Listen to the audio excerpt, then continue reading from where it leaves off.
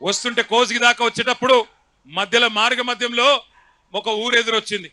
పెద్ద బోర్డు పెట్టున్నది, లగచర్ల గ్రామ పరిధి ప్రారంభం, లగచర్ల గ్రామ పరిధి ప్రారంభం అని రాసున్నది. మరి అప్పట్లో రేవంత్ రెడ్డి చెప్పిండు కదా, ఇక్కడ మా కొడంగల్ భూములల్లా తొండలు కూడా గుడ్లు పెట్టాయి కదా అన్నారు కదా.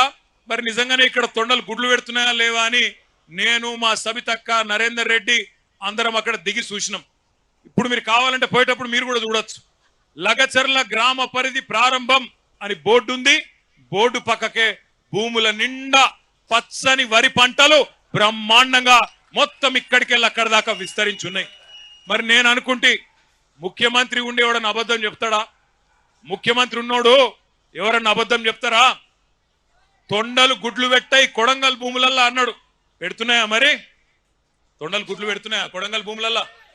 పెడుతున్నాయా? పెడుతున్నాయా? పెడతలేవా? పంటలు వండుతున్నాయా? కొంటుండా ముఖ్యమంత్రి పంటలు?